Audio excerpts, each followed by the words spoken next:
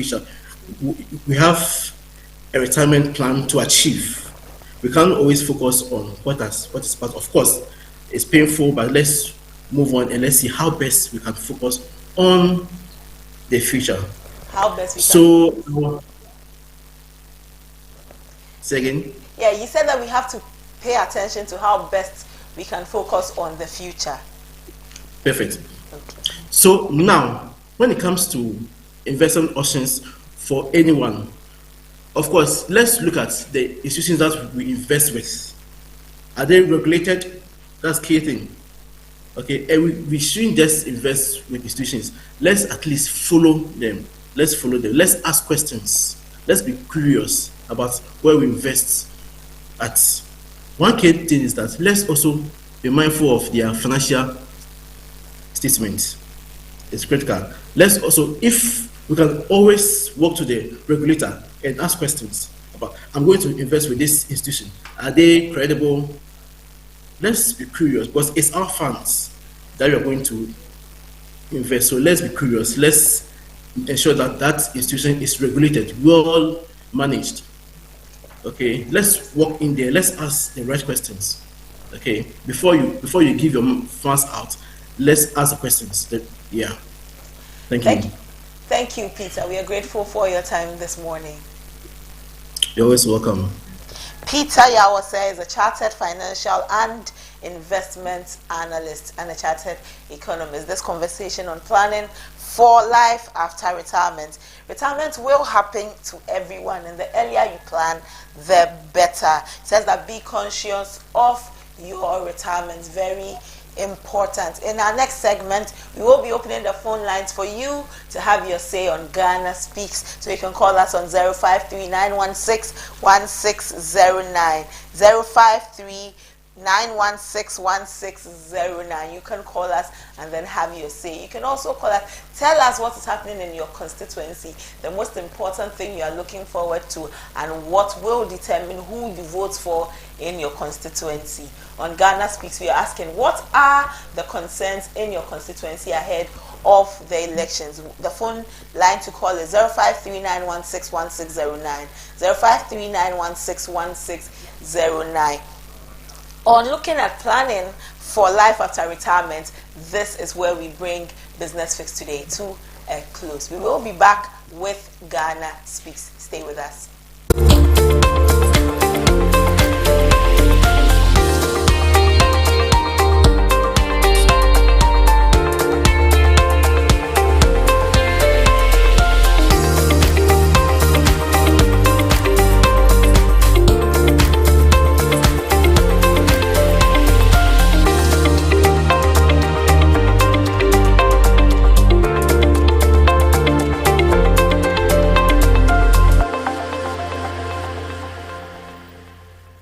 In 2017, the NPP inherited a fragmented digital infrastructure that limited public service efficiency.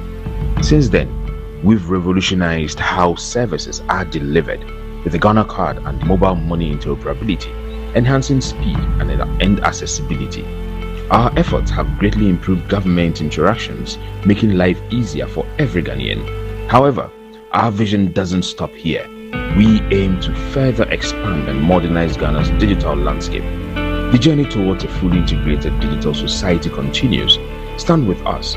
Vote for innovation. Vote for Bawumia. In 2017, the NPP inherited an infrastructure network in need of renewal. We've since focused on building modern, resilient infrastructure, expanding roads, railways, and housing through strong partnerships with the private sector.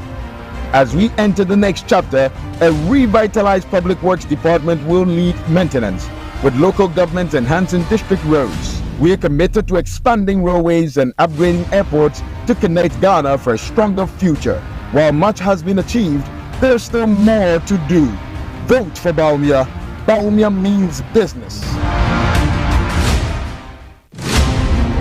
In 2017,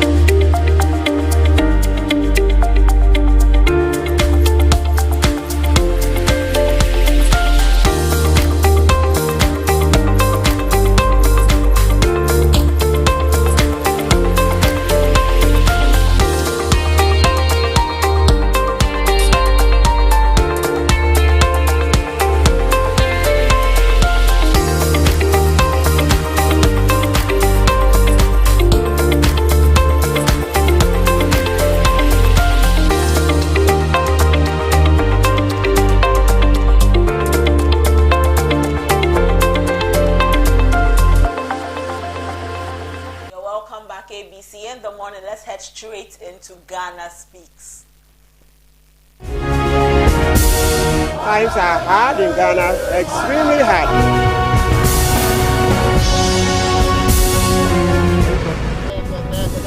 As we gear towards the 2024 general elections, there have been conversations around having a presidential debate. Will it happen or not? This is Ghana Speaks.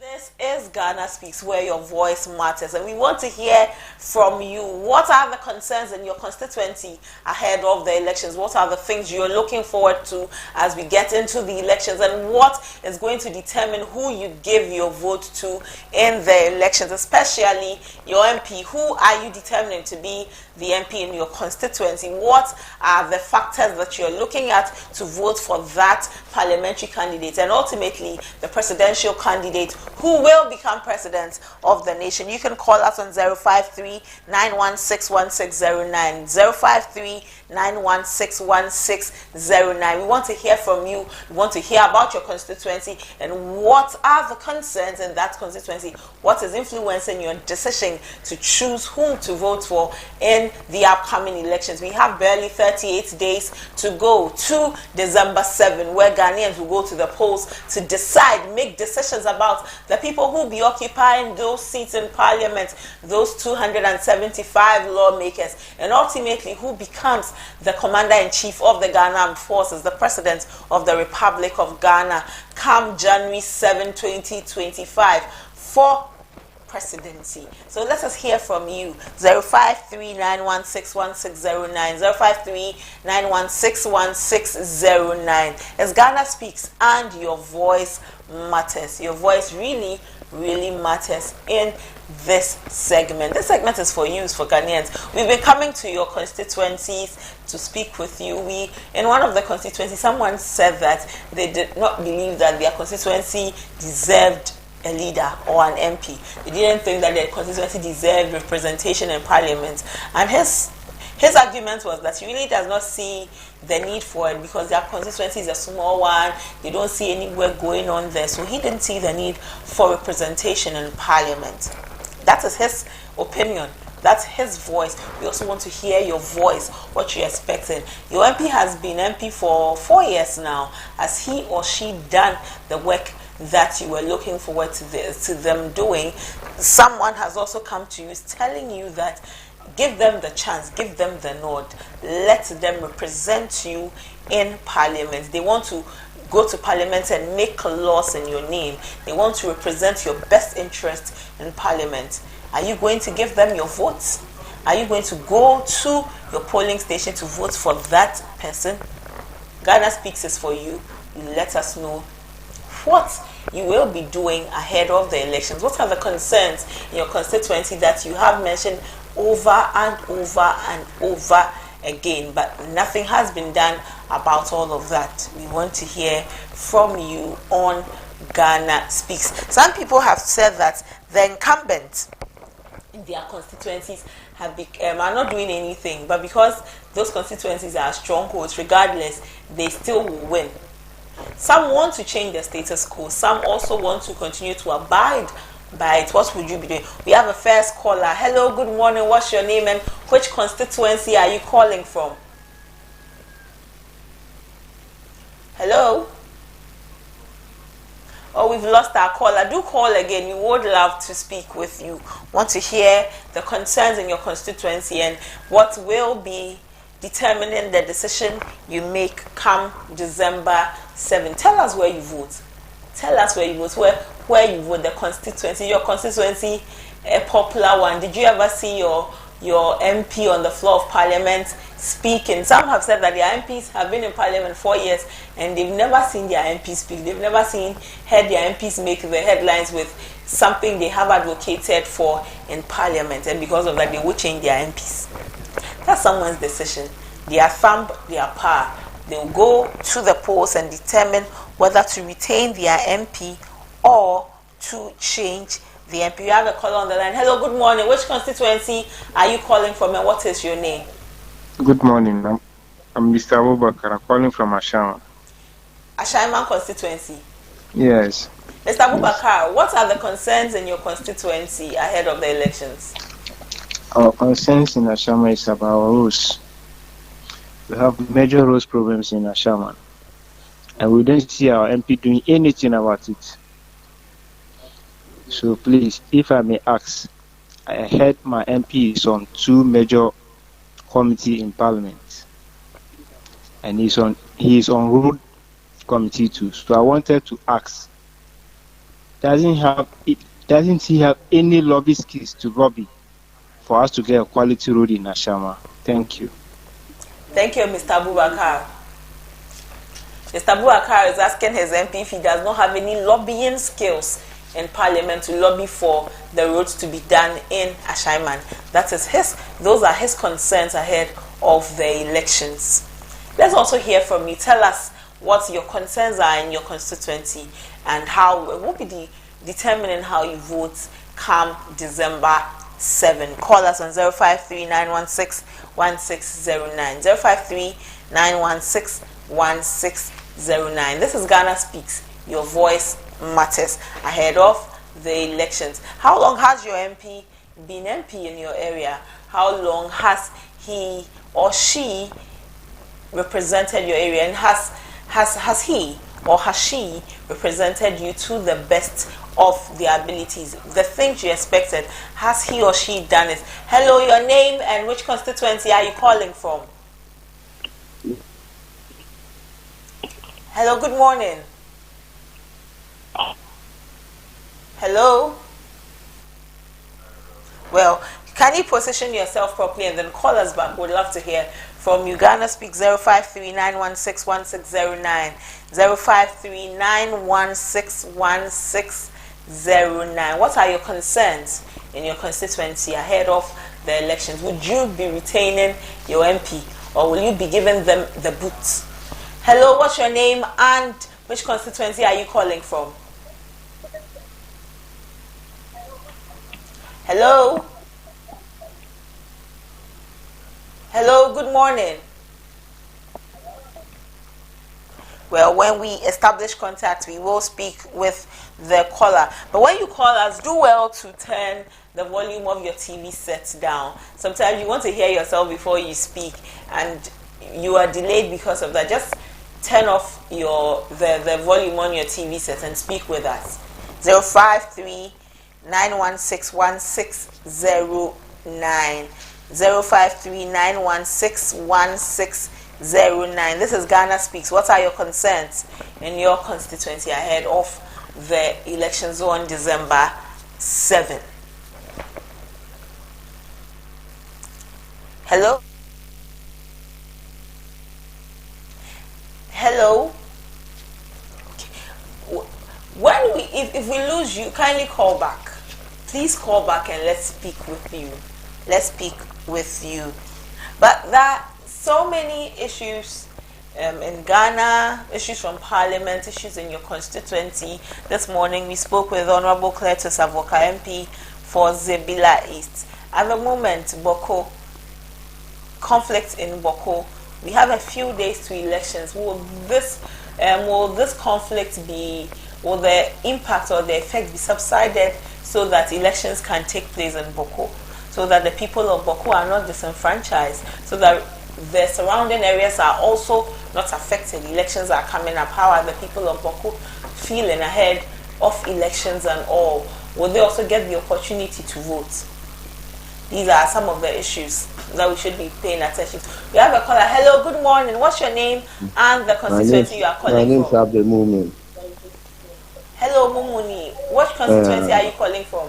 I'm calling from Nanton, from Nanton. Nanton. Constituency. Yeah, Nanton. Nanton. Yeah, the north. Okay. What are the concerns in your constituency? My concern about the road. Our MP. So we are begging you to tell our MP the issue. What's the name of your MP? Oh, we've lost Mumuni.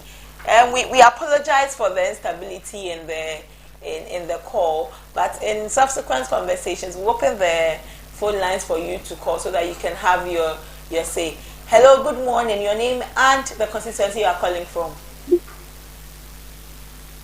Hello. Hello, good morning.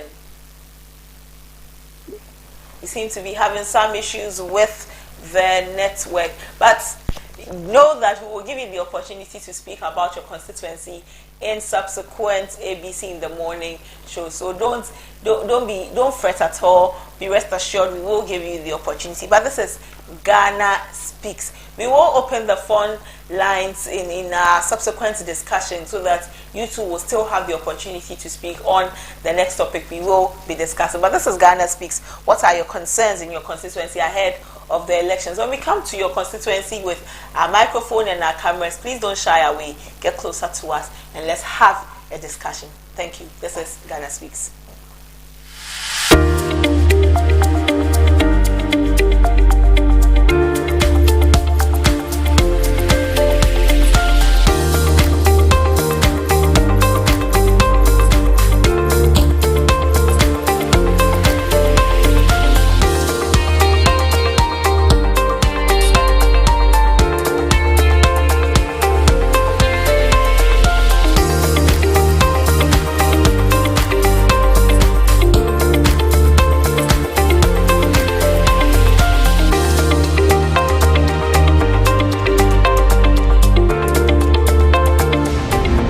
In 2017, the NPP inherited an infrastructure network in need of renewal.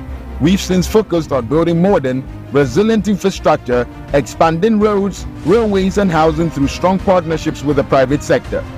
As we enter the next chapter, a revitalized public works department will lead maintenance, with local governments enhancing district roads. We are committed to expanding railways and upgrading airports to connect Ghana for a stronger future.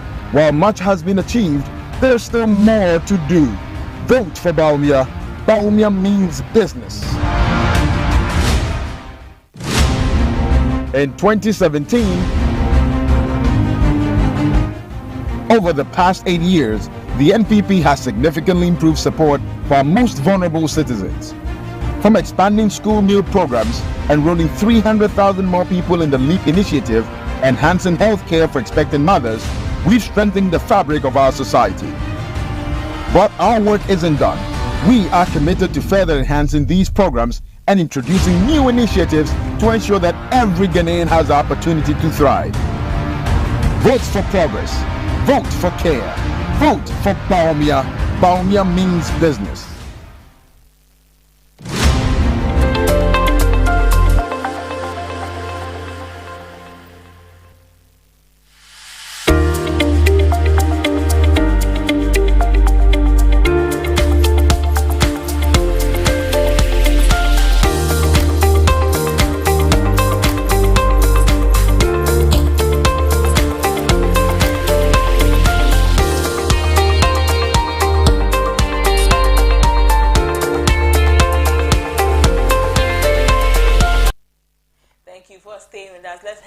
Into our discussion for today, and today we're looking at consensus building on vacant seat impasse. Consensus building on vacant seat impasse. Calls have heightened for the controversy on the vacant seats declared by the Speaker of Parliament, Alban Bagbin, on October 17, 2024, with a subsequent challenge at the Supreme Court, which has led to a stay of execution of the ruling to be sorted outside of the court. Some lawmakers and political analysts are calling for a dialogue and consensus building to resolve the issue amicably. One of those leading this call is the former majority leader and current member of parliament for Swame, Oseche Mensah Bonsu. He has advised Parliament's leadership to engage in meaningful dialogue with the Speaker of the House to resolve the recent impasse disrupting parliamentary operations.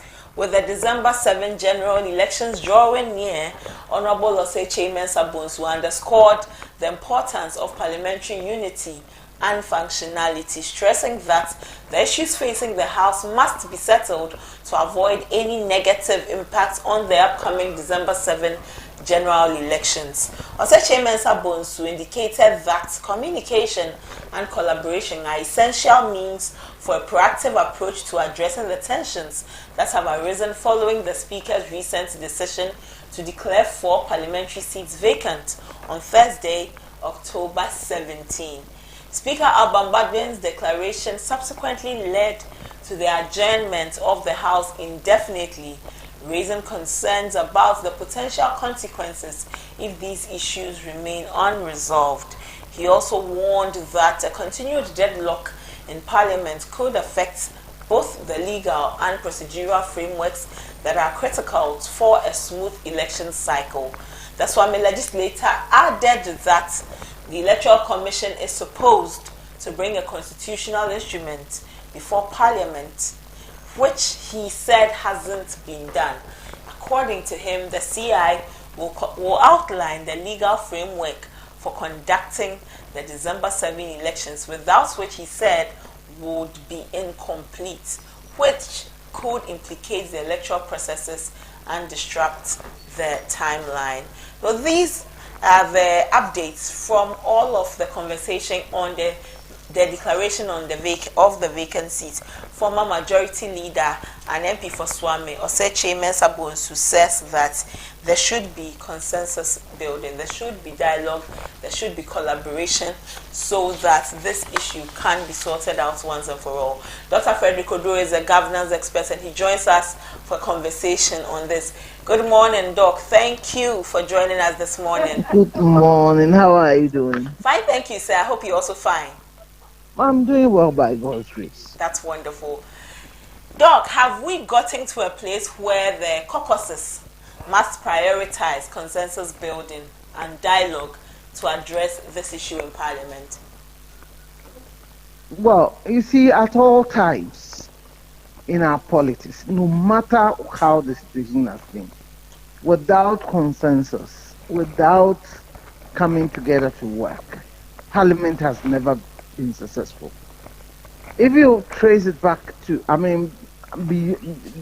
was only in the 93 Parliament that it was virtually NDC in Parliament, so there was no need for building consensus. Even that, there were individuals in there, Hawa Yakubu Gide the late was one such member, and there was a need even with a few of them for consensus building. Into the 96th Parliament, when then the present president and some key MPP people entered Parliament, even during that period, they used to build consensus. Even at that point, NDC had clear majority.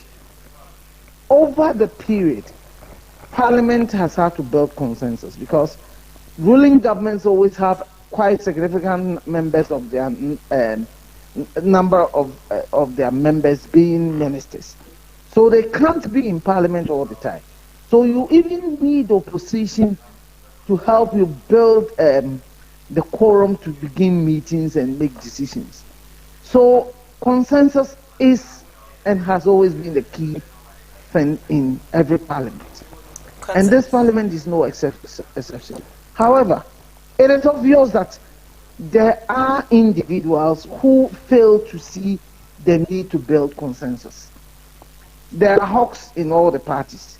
So they will always work at creating chaos all the time. So if the leadership in Parliament are not mindful about some of these challenges and work towards building consensus, we get a situation we are getting. And that is why, for me, I'm so disappointed that we have perhaps the most experienced legislator heading Parliament in the form of the Speaker. Yet we can't do the most simplest of things without creating chaos. That is my worry. So, Doc, and that is why I have always considered this Parliament the greatest failure in this experiment. This Parliament is the greatest failure? Yes, for me, that is my assessment. Okay. Doc, you say that we have the most experienced legislator heading the Parliament. However, all of these are not going well. What could account for what is happening under his watch as Speaker? No, I mean, there is undue partisanship. There is undue partisanship on both sides. And look, if you look at the fact that when Haruna Idrisu was even the minority leader, and the current speaker was in place.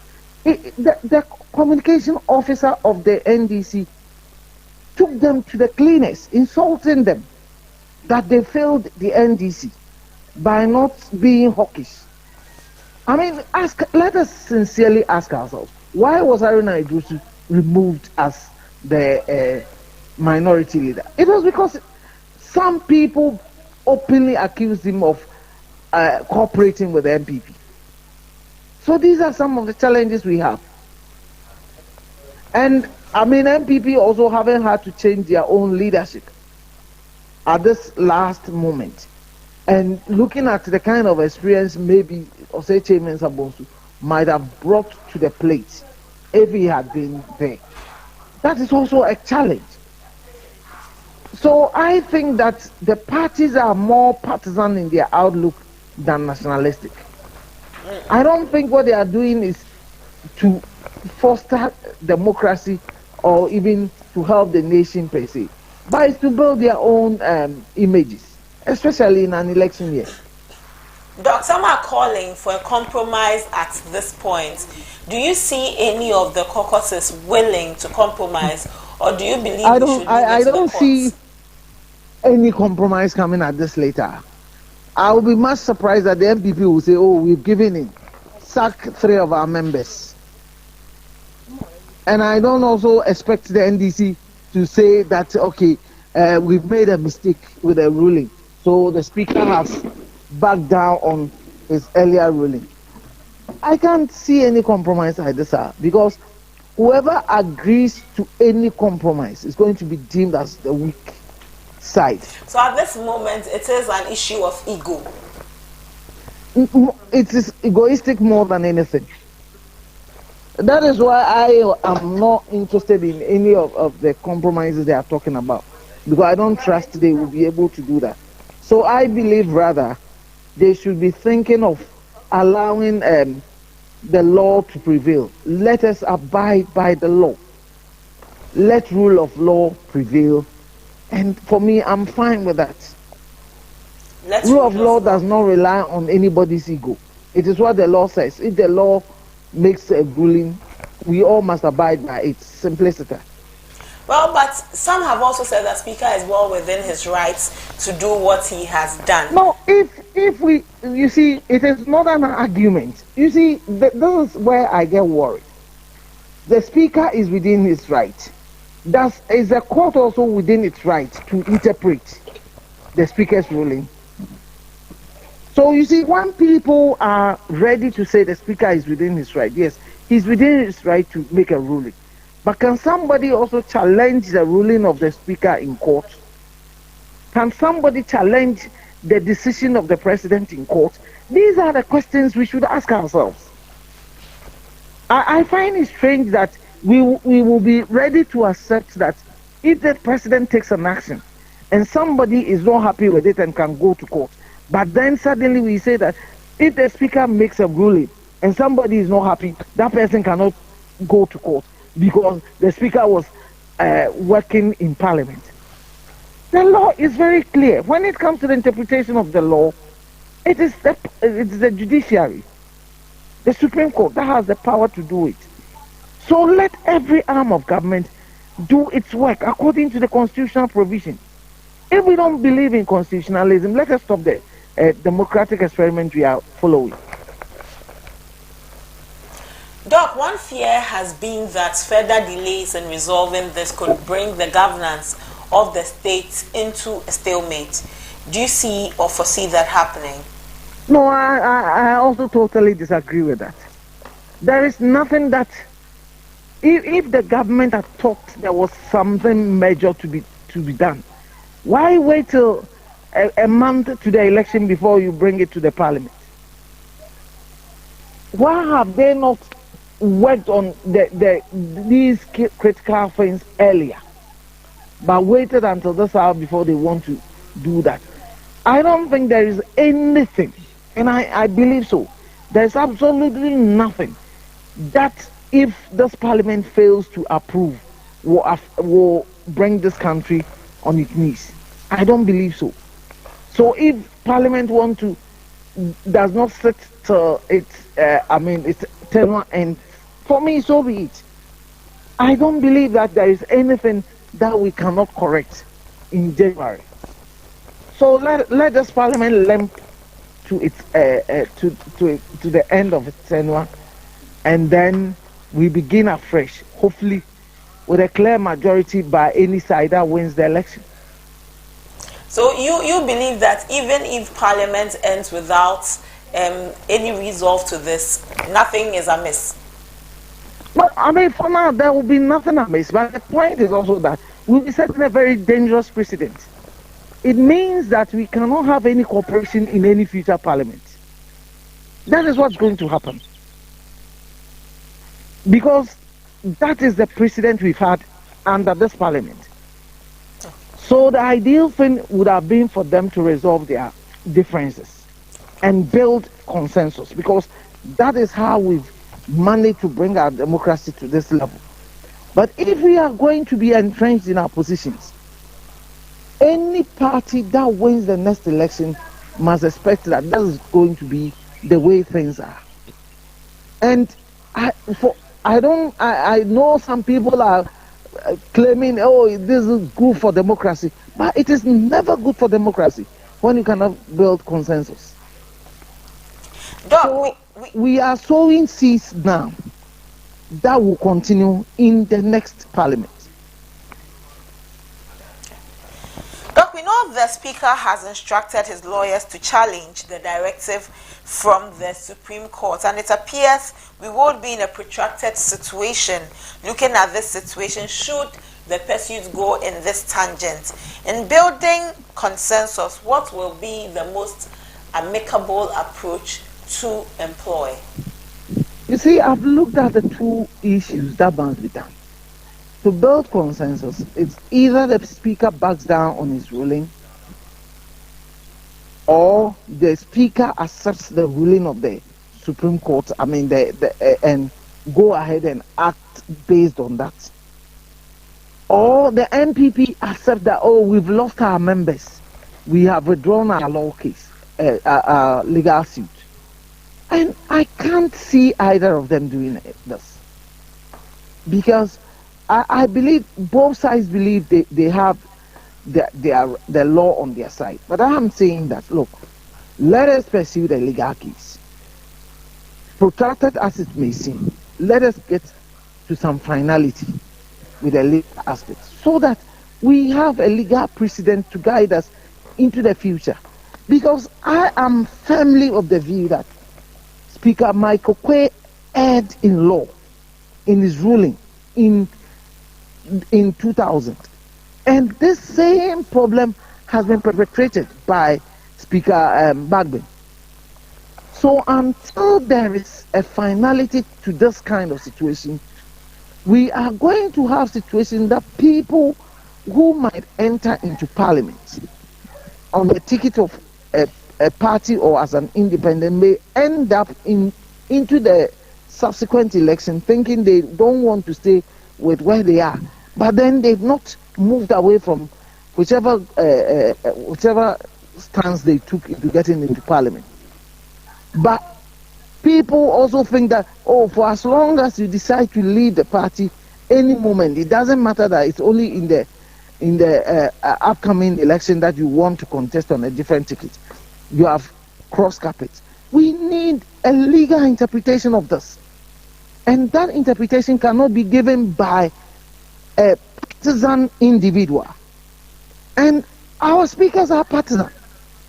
So I ask myself, the Supreme Court and a speaker, I'm indicating that when he suited the MPP, the former speaker made a ruling that the MPP said they are not happy with the Honorable Chairman, so they removed him. And now the NDC is holding the speakership. So 3 NPP people can be removed, and it creates a big gap for the MPP in Parliament. Why wouldn't he do it? So for me, it is the biases. If we it's a legal, it's right in law that you must go before a neutral judge. How can a partisan speaker not be biased? And that's what they've proven to be. Both Michael Quay and Alban Bagbin. They've shown they are biased. Because they will do what their parties want them to do. Why don't we allow a Supreme Court, which has no interest in this matter, make a final ruling about this, for us all to move on? The Supreme Court should make a final ruling on it so that we can move on. Thank you for your time this morning, Doc. Thank you. Dr. Frederick Oduro is a governance expert, and he's had much to say on this. He says consensus building is necessary at this point. Both parties should come to the point of building consensus, because Parliament is not a successful one without consensus building.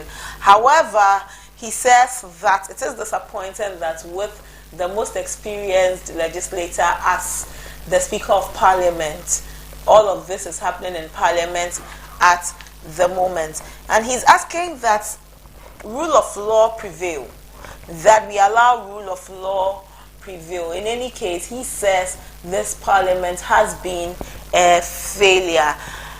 And he also says, Dr. Frederick Oduro says that we will be setting a dangerous precedent if we do not allow the law to make a determination of this case, of all of what is happening in Parliament. We will be setting a dangerous precedent. That's what Dr. Frederick Oduro has said. All of this is because some seats have been declared vacant by Speaker of Parliament Alban Bagbin. Honorable Laruna Idris, former minority leader, said that the NEC was going to invoke Article 97 of the Constitution to declare some seats vacant. It's happened. NDC invoked, Speaker declared the seats vacant. NPP took the case to court. Court stayed the execution of the Speaker's ruling or determination in Parliament. Speaker has also directed his lawyers to write to court, to the Supreme Court, and challenging the directive of the Supreme Court. Even before that, Speaker adjourned Parliament indefinitely. So at the moment, Parliament is not sitting. All of these have gotten to this point, and we say that we need to bring a finality to this issue. And Dr. Frederick Oduro is of the belief that the Supreme Court should bring the finality to this. It is the Supreme Court and the Supreme Court alone that should be able to determine this, because Speaker himself is a political person. He's from a political party. So we should allow the Supreme Court to make the determination. We will be speaking with a private legal practitioner on this so that we can also get an angle from the law on all of this. But the former majority leader, Osechi Mensah-Bonsu MP for Swami constituency, has called for consensus building and all of this, for collaboration and speaking on the issue so that they can reach an amicable decision on all of what is happening in Parliament. It is because of Parliament that these conversations have been going on for weeks now. We'll see how it ends. We have just a few days till the elections and then a few more weeks till this Parliament ends. Let's see how it will go. I would love to hear from you in our subsequent conversations. We'll have another conversation where we'll want to hear your thoughts and your views. So you can call us on 053-916-1609, 053-916-1609. You can send us a text message and we will read it. This Parliament has been a very interesting Parliament. So many things have happened in Parliament. Our lawmakers have been involved in scuffles and in so many things that we didn't expect to see in Parliament. And we're hoping that the Parliament ends on a better note than it started. We hope the Parliament ends on a better note than it started. But this is the conversation, building consensus on these seats that have been declared vacant. Building consensus on these seats that have being declared vacant. But whilst we look at speaking with a legal practitioner, let's take a look at our second conversations. SHS1 students begin school today. Yesterday, placement was released, and these students are expected to report to school today. So many conversations all over and concerns. We initially spoke some, and you recall that some days ago we had a conversation on this. We spoke with ranking member on education on this topic, asking how the calendar looks like. The GES mentioned that the calendar has been structured this way to revert the calendar back to its former state, where school begins in September and all. But it doesn't take away the concerns parents have raised. Some parents have raised concerns on social media, it's all over. How do you release the placements yesterday and say that students are expected to report to school today? So the conversations have been varying, where some agree and understand the reason why school has to begin at this time. Others don't also agree at all. How does it bode for parents? How does it bode for students that in just this short frame they should be reporting to school? These are the conversations that have been going on. So many of the conversations on Facebook, on X, and all. I will do well to read some comments when we have the time, so that you know how Ghanaians are reacting to this. But yesterday, placements were released. Students expected, SHS1 students expected to begin school today. In the former system, it wasn't so. There is a reason for it now. GES has spoken on it, but let's speak with former director for the Ghana Education Service, Charles Ahetochega, for more conversations on this. Good morning, Mr. Ahetochega. Thank you for joining us. Yeah, good morning. How are you? Your thing is not loud at all, or you are sitting far away from the speaker. I will speak louder for you to hear, sir. Yes, good. Thank you for joining us this morning. Thank you very much. How would you describe the situation we find ourselves in, especially the loaded and short time we are given to parents and students alike for the resumption of school? 2 words. Bad planning. Bad planning. Those are your 2 words. Yes, that's all. Why would you say bad planning? Well, everything has to be planned, and people must learn to go by your plan. So if you plan and you cannot execute it, and you don't even communicate the potential changes, but then assume that people should accept the changes as they come, it is definitely an indication of bad planning. Would you say that GES did not think things through before coming to this conclusion? Did not do what? GES did not do what? Did not think things through before coming to this conclusion. I wouldn't say that, but you see, if they really, really thought through, they would have looked at all angles of the situation before they made a decision.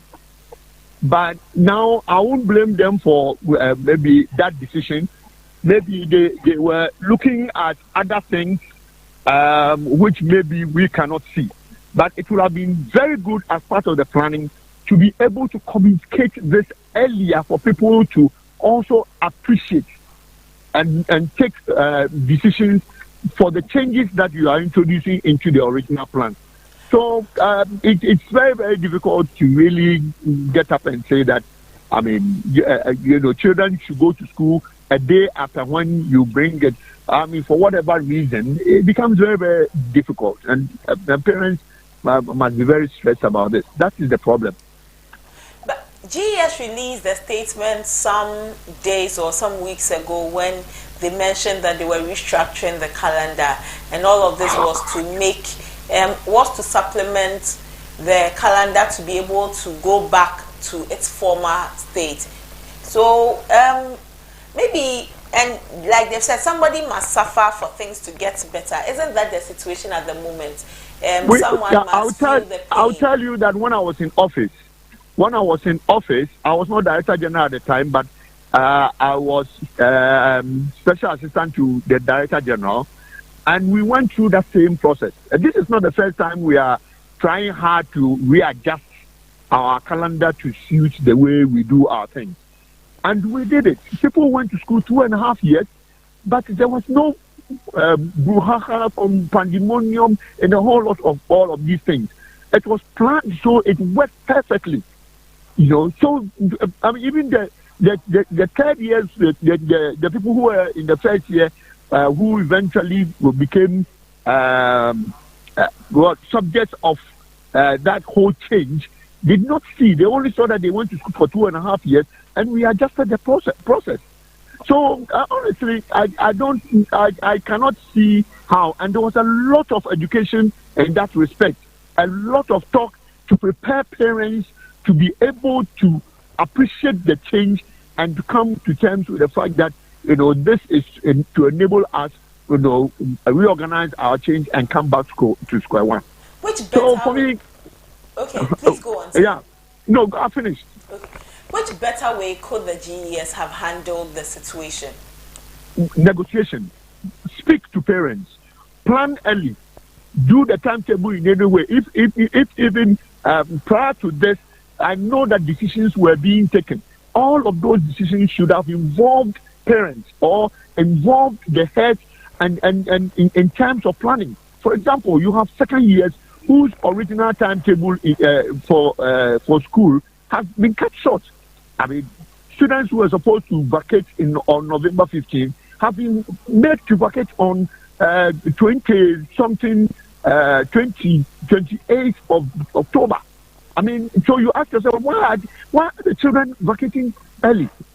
So all of these things could have been done with consistent negotiation, just so that parents can also appreciate the challenges and be able to take decisions that will not affect the way they do their things. Ghana is the only country under WAEC yet to return to its previous calendar, for which reason we are squeezing everything to fit into this system at the moment. What would you say has been our biggest challenge to returning to the pre-COVID calendar? If the other countries have been able to do it, what has been the challenge that has barred us from going there? Yeah, that is a very, very interesting question. In fact, it's a question that I don't even know what the answer is. I think it was within the whole strategy of how they were prosecuting the S3 SHS agenda. And you are right. The post-COVID period between 2021 and now could have been a very good time to readjust the calendar to ensure that we get back to the situation. And we would have done that by now. So if you have a system where, you are not able to, structure it in a way to conform to your long-term expected goals, it becomes a problem. And it seriously becomes a problem. So I can't really say why they didn't do it. Maybe they had very, very cogent reasons why they didn't.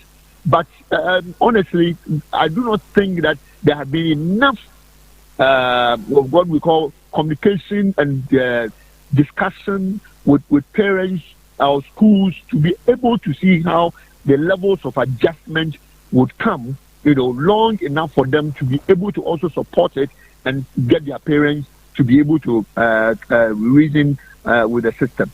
This has been, I'll call this a kind of a compulsion, which is very, very much not in the interest of parents and also in the interest of the children. Because I know the children who are going to SS3 have actually had a very, very difficult time under this free SHS situation. Which for me is not a very good thing for those children at all. Finally, going forward, what can GES do to unburden parents and students alike, even as we strive to return to the old calendar? Well, I would say this. Honestly, I do not think that the GES is in control. I think that the ministry has hijacked all of the things that normally GES would have done, to ensure that things work. In the past, some of these decisions were taken at the GES level, not at the ministry level. It is when we have had this taken by the ministry that we are getting through all of these kinds of confusion that we really didn't have to go through. So I would say that let us strengthen the GES ability to take decisions and hold the GES responsible. Because if GES is coordinating the implementation of pre-tertiary education, it must be responsible for certain decisions that it takes in terms of coordinating that policy. But if somebody is micromanaging it at a certain end, then that really is the problem that would lead to this kind of situation that we have. So I think in the future, GES must be made to really be in control and be able to use its structures, which is nationwide, to be able to direct the processes and ensure that we have a national consensus on how we would want to get the terms to come into the exact location that we want. Mr. Hetsochega, do you foresee that we would have the necessary enrollment in schools in the coming days? They're supposed to report today. In fact, I am skeptical. I'm very, very skeptical because the usual problems with the placement still exist. I've seen one situation where a particular child did not choose a school to which he has been placed. None of the 6 schools that he chose is where he has been placed. So, nobody should come and tell us that the children chose the school. Yes, you may have a majority of children who have received placement relating to where they have chosen. But there are some students who did not choose schools where they have been placed. They are the people who will create the problems for us. They are the people who will come back to us. They are the people who will demand that, no, they want to go to schools of their choice. They are the people who would start looking for other places other than their own choices and the one that has been given them to be able to go to school. So those problems are same with us. We have not solved them. We have not found ways of addressing those challenges. And as long as those challenges exist, the people will delay their children going to school, and this whole program that has been designed will not be able to work successfully in that regard. Okay. Thank you, sir. Charles Hetsochega is a former director for the Ghana Education Service. He says that the GES, Ghana Education Service, is not in control. The Ministry of Education has hijacked decisions and is micromanaging the Ghana Education Service. Otherwise, decisions would have been taken properly and we wouldn't be seeing the issues we are seeing at the moment. He says that GES should take control of some of the decisions that it must take so that work can be done and done effectively. He says that bad planning is what is making all of these happen. Bad planning is the attributing factor or the factor that is causing all of these. Students were placed yesterday. Today they expected to report and for academic work to begin from next week. Many have raised concerns about the quality of education the students will be receiving.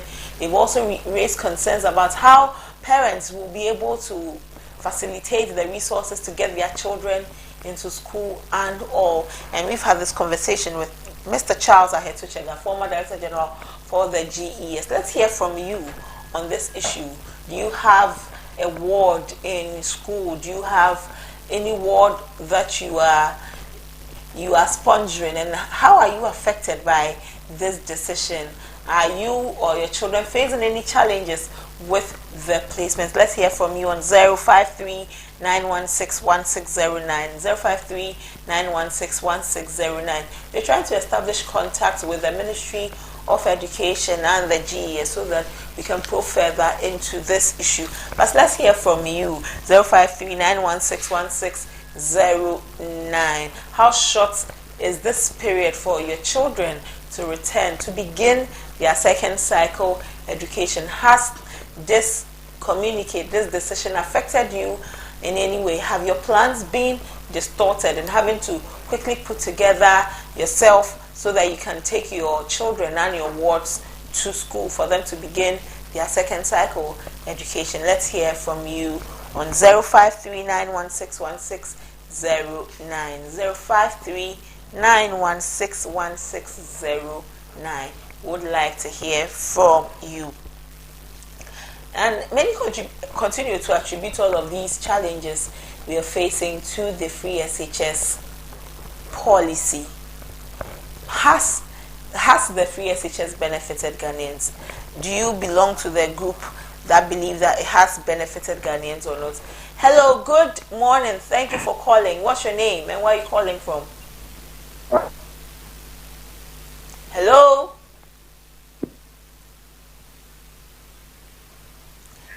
Hello, what's your name and where are you calling from? We're still having some challenges with our phone lines. We will do well to have the challenges sorted, but please call us. Call us on 053916160 053916160. Hello, good morning. What's your name and where are you calling from?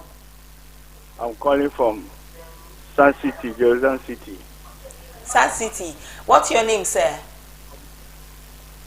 Hello? Hello, what's your name? My name is Vincent Kujo. Okay. Hello, Vincent. Do you have any children who are entering into school? Yes. And have you been affected by this decision? Yes. Yesterday, only yesterday, the replacement has come, but they said the children should come to school today.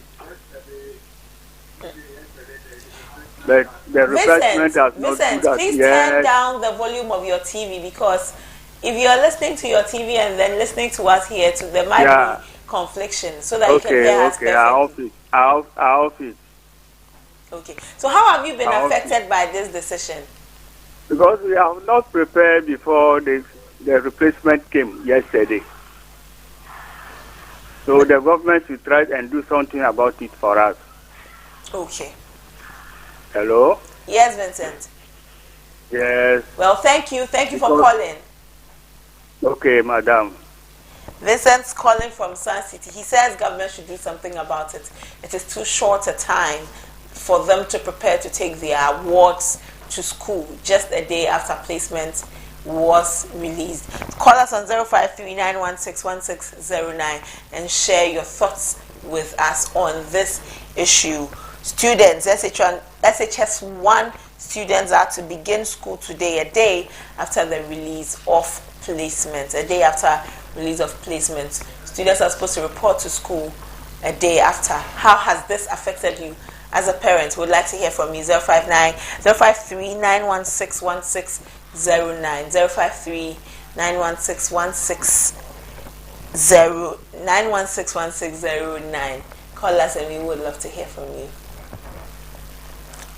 But speaking with the former director for the GES, he says that GES should negotiate with parents, come to the table with parents and discuss how best things can be done for students. Stakeholder consultation must happen, and that will help. Hello, good morning. Where are you calling from and what is your name? What's your name, sir? My name is Kojo Sante. Kojo Sante, do you have any word going to starting SHS? Yes. Okay. How have you been affected by this? Because the placement just came yesterday and they expect us to go to school today. And so we haven't prepared.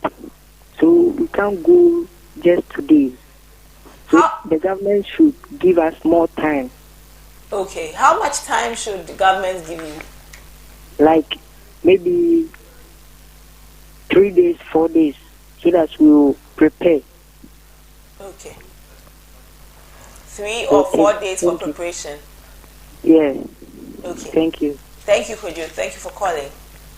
Kojo from Nsawam would like for government to give them 3 or 4 days to adequately prepare for their wards to get to school. Let's speak with our last caller. Hello, good morning. Where are you calling from? Okay, we've lost the caller, but call us 053-916-1609, 053-916-1609. Let's hear from you. Hello, good morning. Well, we keep losing our callers, but we'll continue to open their phone lines for you so that you too can have your say on ABC in the morning. But that's how we wrap up the conversation on our discussion this morning. We've looked at consensus building on the vacant seats in Parliament. We spoke with governor's expert, Dr. Frederick Odro, who says that we should let the law prevail, rule of law prevail, and we should allow the Supreme Court to interpret the provision in the Constitution so that there will be finality to this case. And on the conversation on SHS1 students reporting to school today after their placements were released yesterday, former director for the Ghana Education Service, Charles Aheto-Chega, says that it is bad planning on the part of GES. Also says the Ministry of Education has hijacked the work of the GES, should allow GES to work so that no micromanaging is done in the back, should allow GES to work to adequately do the work that GES is mandated to do. But well, let's pick our last caller before we go. Hello, good morning. Where are you calling from and what's your name? Please, my name is Isaac. Okay, hello Isaac. Where are you calling from? Hello, Isaac. We've lost Isaac, but that's all for our discussion this morning. Let's take a breather. We will be back.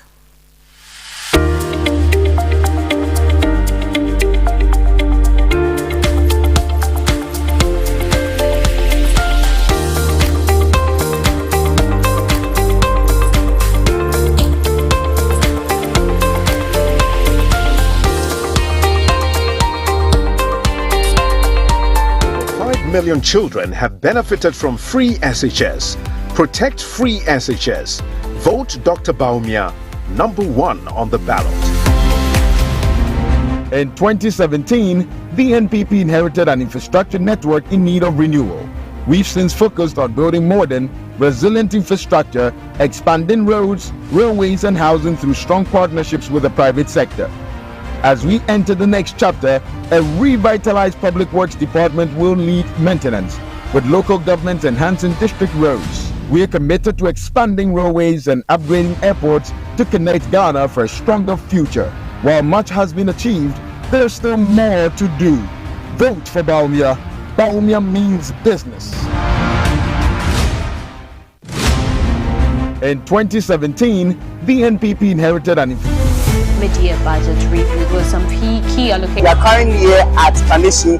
When the news breaks, we are there. In the heart of matters arising, we follow through with the right question. Don't miss a beat with our in-depth news analysis. From breaking news, special feature stories, latest news, we bring you the stories that matter. Our team of immersed reporters bring you the news as it happens. Join us every 6 a.m., 12 p.m. and 6 p.m. each day for a comprehensive look at the stories beyond the headlines.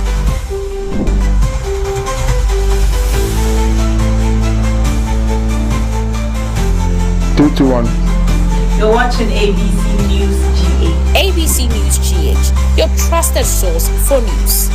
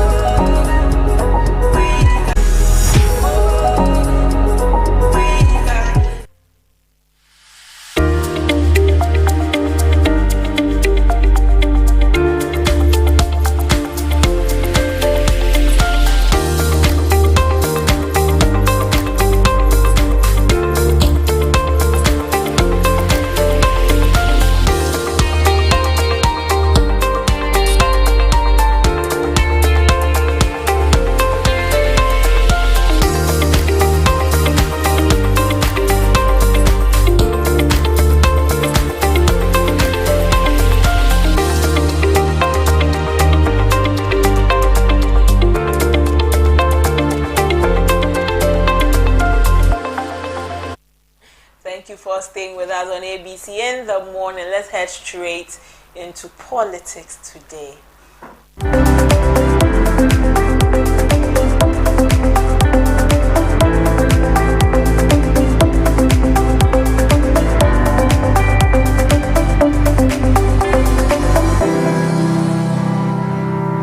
On politics today, we take a look at Ghana's security ahead of the 2024 elections.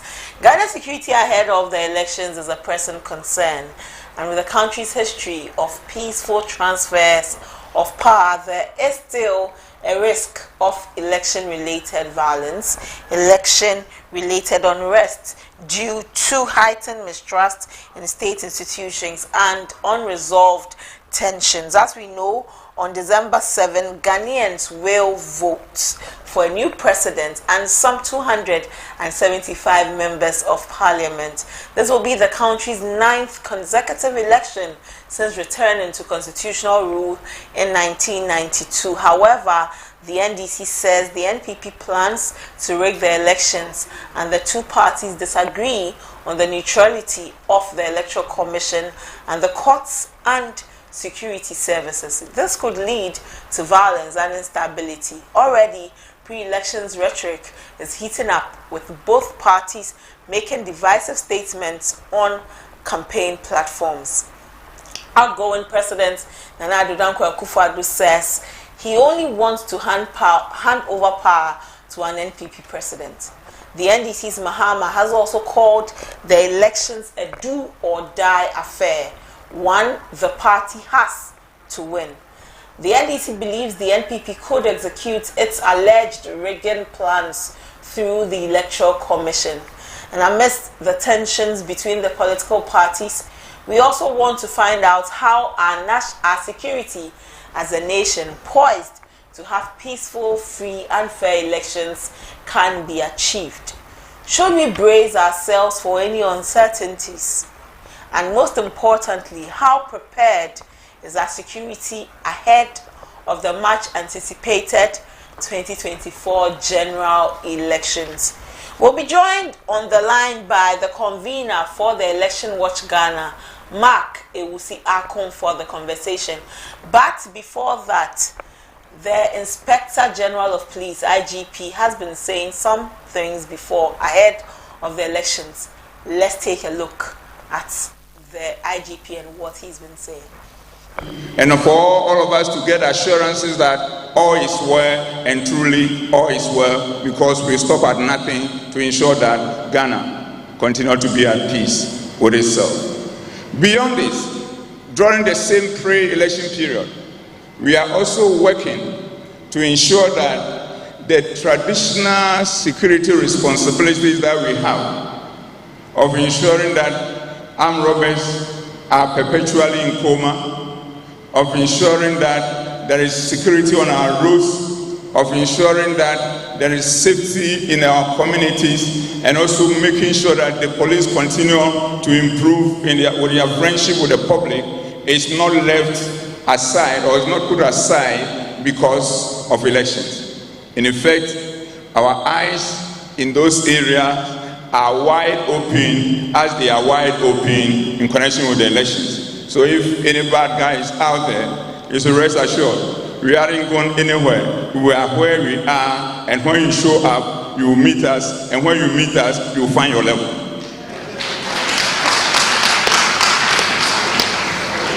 With this pre-election period activities, the next major thing you can see from that is a campaigning period, where the political parties will show up all the places and decide to sell their message to the electorate, and for it to be bought in, and for them to make a decision whom to vote for. It is a major activity. At times you have instances you show up at one location, you have the same, multiple political party wanting to do event on the same day at the same location. We do a lot of engagement and get everybody on board and make sure that at least there is an understanding in a manner that is a win-win situation for everybody involved. And that aspect, we are also working on it We'll keep engaging them, and as soon as their campaigns are in full gear, you will see the support and the type of security we'll be providing for anybody who show up in any such of the activities that they will conducting, and they will see truly the black man is indeed capable of managing his own affairs. The IGP, he's given some assurances ahead of the elections. Mark Ewusi-Akon is the convener for Election Watch Ghana. Good morning, Mark. Thank you for your time. Hello, Mark. Good morning. Thank you for your time. Thank you too for having me. From where you sit as a body, Election Watch Ghana, how would you say our security system is looking ahead of these crucial elections? Let me use this opportunity to say a very good morning to you and your cherished viewers. I think that in 2024 gives us an opportunity to make and unmake ourselves and to put our democracy on the right path. And for that matter, it is incumbent on the stakeholders, especially the Electoral Commission and other political parties with the security agencies, to ensure that they put in place all measures needed to provide the necessary protection just so that we can safeguard our democracy in this election. We also know that the Electoral Commission on several occasions engaged civil society organizations, other stakeholders, which include the security agencies. However, if there are outstanding issues that exist between stakeholders, I mean the political parties, that have not been resolved, it makes the work of the security agencies so cumbersome. The Commission can engage as many as security agencies as it wishes to engage. But if some of the fundamental challenges that the Commission has with political parties, especially the National Democratic Congress, not addressed, then it raises a lot of eyebrows, and that would make the work of the security agencies very difficult. We know also that in every election year, security agencies are able to put up their security plans, how to monitor the elections and ensure that we preserve the peace that we have and that we are enjoying. I know for sure that, as I said, a lot of engagements have gone on, and I'm so much optimistic and sure that the security agencies are putting together all strategies possible to ensure that we have a very peaceful elections. More so, we cannot have a peaceful election when the referee, which is the Electoral Commission, is not putting things right for the stakeholders, and that is the political parties. Okay. Following a public outcry over violence during a 2019 parliamentary by-election, the Vigilantism and Related Offences Act was passed to ban these groups, these pockets of groups that create violence during the elections. Even so, independent experts say they've merely gone underground and could easily be activated by the parties for their own mischievous work. What should our security agencies do this time so that such events do not recur? I think that there are various pacts and treaties that, including agreements that political parties and other groups have signed. But I, for once, I'm saying that they are just for the antics. Because the realities of the game is that the political parties could engage these groups, the vigilante groups, and revive them as they wish. And if it is happening so, then it means that the political parties that are stakeholders do not have trust in the security agencies. We know the trend of events that have happened with regards to election and election-related violence. In 2020, Innocent souls were shot and killed, targeted and killed in Techiman. And as we speak, names of these individuals who perpetrated these killings have not been brought out. And we have not conducted any investigation into this matter. All these put together collapses or reduces the trust that the political parties have in the security agencies. The president has a responsibility, and I have heard him talk about ensuring that there is a free, fair, and transparent election. But we should also know that the president has a stake. He has an interest. And so he should not be the one to be seen making some such statements that is going to ensure there is free, fair, and transparent elections. I think it is for that reason we have an independent body called the Electoral Commission. So it is incumbent and the sole responsibility of the Electoral Commission to be telling us all these things. Okay. Let's take a look. Know also that the security agencies have a responsibility. But if you look at the trend of events that have happened and things that have occasioned during by-elections and even election itself, and the violence and atrocities that are associated with it, which have all gone unpunished, brings people to doubt whether the security agencies can effectively do their job.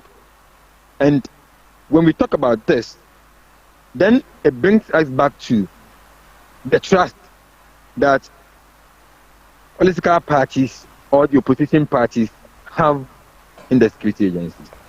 Now let's take a look at Bawku and the recent happenings there. As we look at the security of the nation ahead of the elections, campaigns have been suspended in Bawku. There's curfew, and Bawku is virtually unstable at the moment. What measures can we put in place now to make sure that Bawku does not even escalate more than it has, and also to make sure that we do not disenfranchise them during the elections? I think that the incident in Bawku is a very critical challenge for Ghana as we go into the 2024 general elections. You know where Bawku is situated, very close to Burkina Faso, where we know also about the insurgents and the takeover of some security apparatus and some portions of the country, that is Burkina Faso, which have brought instability within that particular country, and it's gradually affecting other sub-regions. We share border with them. We also heard a couple of days or weeks ago that a report claiming that they are using Ghana as a safe haven where they seek medical attention from. And it is all within the northern part of our country. Bawku have been one of the areas that have been unstable politically. And I am surprised as a country we are not putting in the right measures to ensure that we do away with some of these things. But if you ask me what we should do, one has to do with resources, which those resources are given out to the respected groups or organizations to be able to do their work. Unfortunately, we are not seeing the results as expected. I think that the issue currently at Bawku is dicey. Others are saying it is not a political crisis, and others are saying it is a political crisis. I hear people also talking about chieftaincy issues, and others are also saying it is not chieftaincy issues. So it is a multifaceted challenge that we think the Ministry of Chieftaincy, the Interior and Defense Ministry with other stakeholders within the political atmosphere needs to come together and find a lasting solution to the Boko conflict. I mean, people commit crimes and they are left unpunished. People commit all other unworthy activities and they go unpunished. I think it is not helping us solve the problem. If it will mean that we get international experts to come into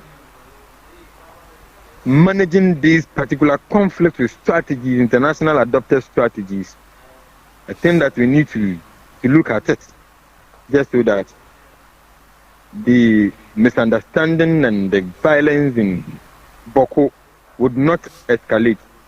Because if we allow ourselves to have these challenges going up day in and day out, it may extend to other areas.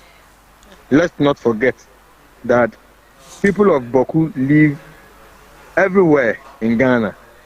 And if such misunderstandings could trigger other related violences, then I think that we need to adopt these strategies, giving out enough and the needed resources, getting the right people to ensure that they call the frauding factions, to identify whether it is political or it is chieftaincy dispute.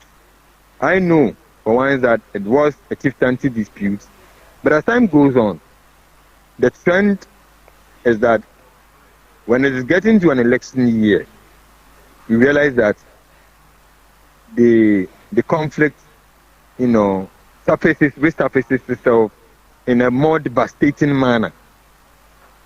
And it is not very good for us as a country, especially when we are heading towards the 2024 general election. So let's look at bringing in other international experts to sit with factions that are involved in the crisis and develop a lasting solution to it. Sit with experts and develop a lasting solution to it. Thank you for speaking with us, Mark. Thank you, too. Mark Ewusi-Akon is the convener for Election Watch Ghana. And that's all for politics today this morning. Let's head straight into executive interview.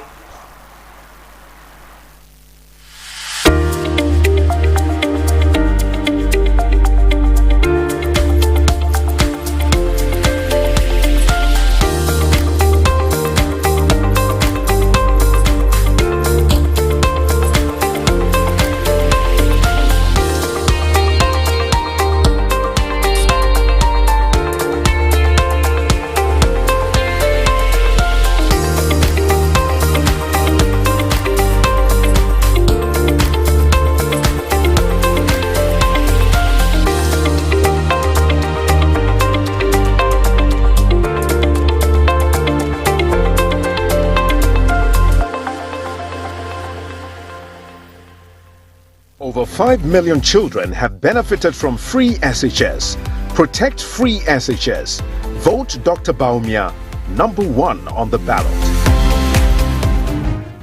Over the past 8 years, the NPP has significantly improved support for our most vulnerable citizens.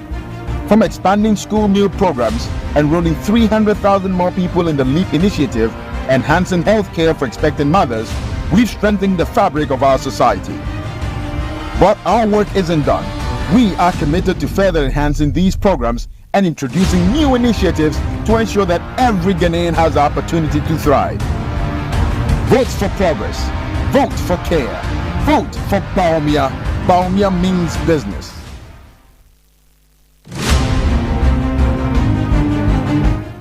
Over the past 8 years, the NPP has significantly improved support for our most vulnerable citizens.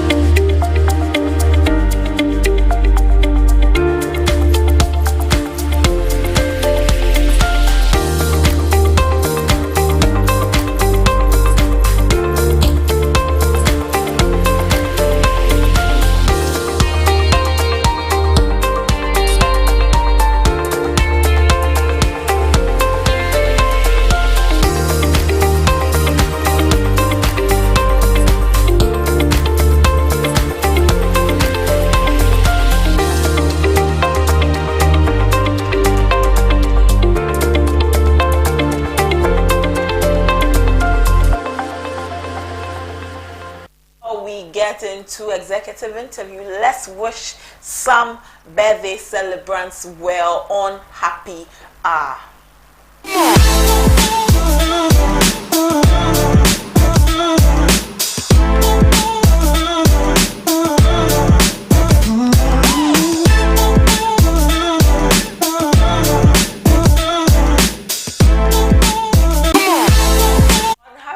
You should send your birthday wishes, your best wishes, so that we wish that loved one for you on your behalf. So you can get in touch with us on the numbers I've been mentioning all through the show: 0539161601.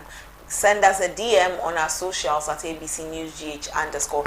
Happy birthday to Nana Ajua from Ebenezer. And the message is, happy birthday to you, Nana Ajua. More blessings ahead. I wish you all that I wish for myself.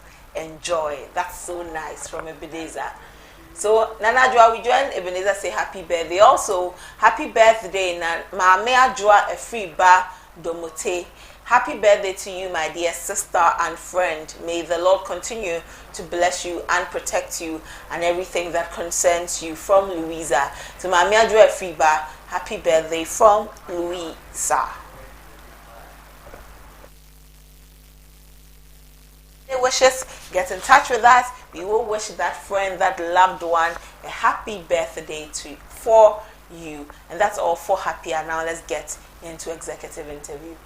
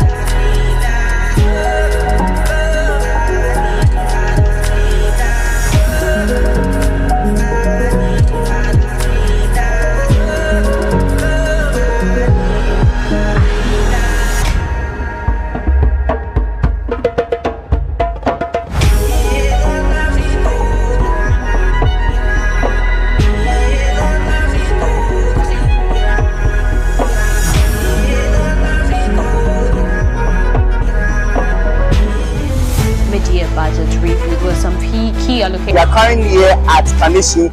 When the news breaks, we are there. In the heart of matters arising, we follow through with the right question. Don't miss a beat with our in-depth news analysis. From breaking news, special feature stories, latest news, we bring you the stories that matter. Our team of immersed reporters bring you the news as it happens.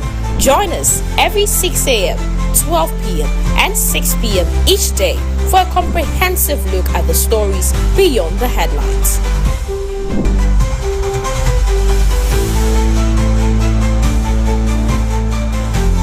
2 to 1.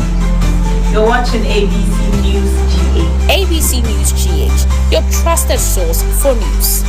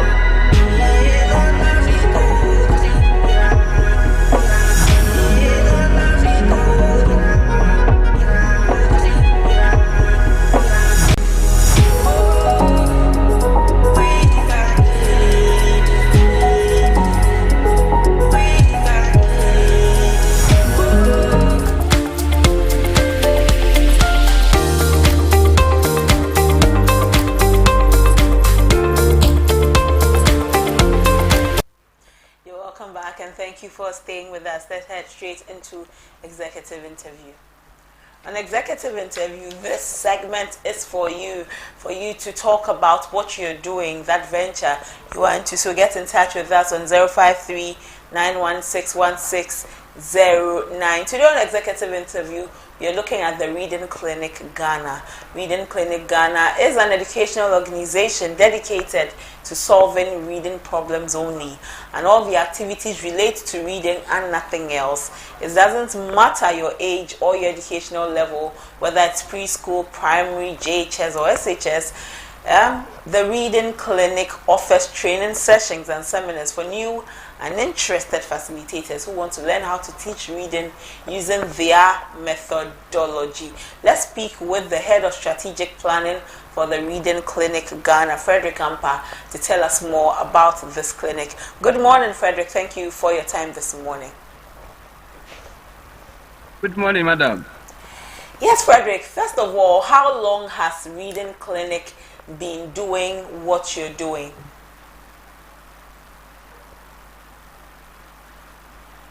Okay, it has been around for approximately 2 decades.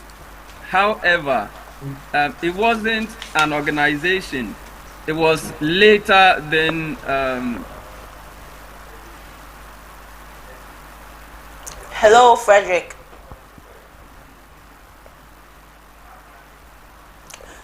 We're having some issues connecting with Frederick, but Frederick's organization is the Reading Clinic, and they teach everybody how to read. If you are a group that wants to learn their methodology, they will teach you so that you can use their methodology to teach others. But let's take a look at what Reading Clinic Ghana is and what they do.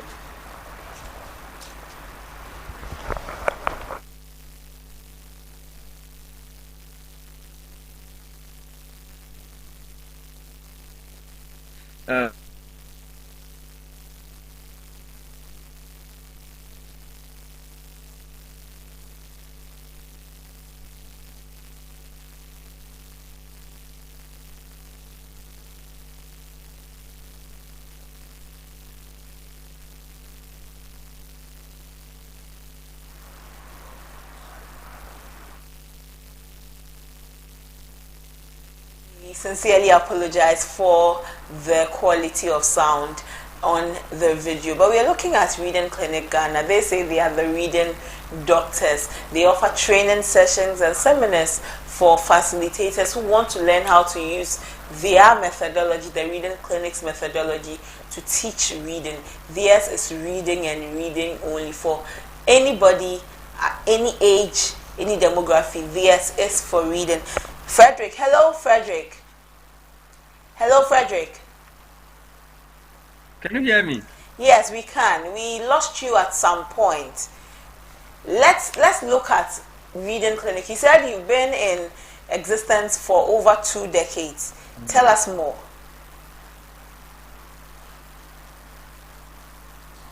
Hello. Hello, Frederick. Yeah, we seem to be having some issues connecting with Frederick. In subsequent conversations, we will speak to him more on Reading Clinic Ghana. But at least we give you an overview of what Reading Clinic Ghana is. For those of you interested in reading, you can call them on 0571-596-769. For those of you interested in learning how to teach people how to read, you should get in touch with Reading Clinic. And for those of you who also want to learn how to read and read well, get in touch with Reading Clinic. In our next conversation, if we're able to establish a good connection with Reading Clinic Ghana, we will speak with them. Yesterday, we spoke with the NUFO Foundation. They invited all of us to NUFO Fest 7. NUFO Fest VII happening at the University of Ghana Banking Square at the moment. Please pass through, have your breast checked. We are still in the Breast Cancer Awareness Month. Today is 30th October. Tomorrow October ends. So pass by the University of Ghana Banking Square and have your breast checked. have it checked free of charge, speak to health practitioners, speak with survivors, and you'll be a better person for it. So NUFUFEST invites you to NUFUFEST VII today, happening at the University of Ghana, Banking Square. And that's all for executive interview today. On that note, we end ABC in the morning today. We are grateful for your time. We thank you for spending the time with us here on ABC in the morning. We brought you Front Story. We brought you Front Story where we looked at Boko. We looked at the situation in Boko and the depoliticization of it. We are hoping that the issue with the Boko de-escalates and comes down before it gets worse than it already is. On Business Fix, we looked at life, planning for life after retirement. We looked at planning for life after retirement and the need to plan for your retirement. Says that retirement will happen to everybody. The earlier you plan, the better. The earlier you plan, the better. And on our discussions, we looked at consensus building on the vacant seats in Parliament. The former majority leader, Oseche Mensah Bonsu, who is also the MP for the people in Swami, says that there needs to be consensus building on this issue of vacant seats declaration in Parliament. We also discussed the issue with SHS students having to go back to school, having to start school just a day after their placement was released. And we spoke with the former director of GES, Charles Aheto Chega. On politics today, our discussion was on Ghana security ahead of the 2024 elections. And Mark Usiako, the convener for Election Watch Ghana, also gave us his insight. You have also been good viewers. You joined in the conversation. You told us what's happening in your constituencies and how things are affecting you. And on our executive interview, the Reading Clinic Ghana, we have Frederick back on the line. Let's speak with Frederick before we go. Hello, Frederick. Hello, madam. Yes, Frederick. You were telling us about your organization. What are the target groups for Reading Clinic Ghana? Yes, earlier I was saying that we have been we've been around for almost 2 decades. Just that we were not recognized as an organization. We became an organization few years ago when people, parents, and past students of our program realized that this has to be made known to everybody. This is because the issue of our people, young and old, their inability to read keeps growing. The problem is increasing. A lot of people cannot read. So upon this, we were advised to make it an organization so we can specifically deal with reading issues. But we have been working on reading, making it possible for everyone, especially learners or students struggling to read. We've done this for so many years, almost 2 decades now. And what is your target group for the Reading Clinic? Okay. Anybody who is unable to read, anybody struggling to read, especially learners at the basic level, KG 1 to SHS, everybody. Our main target is to look at those who are struggling. We are not encouraging reading where you're able to read, we gather as a club, come and read, we reward you. No.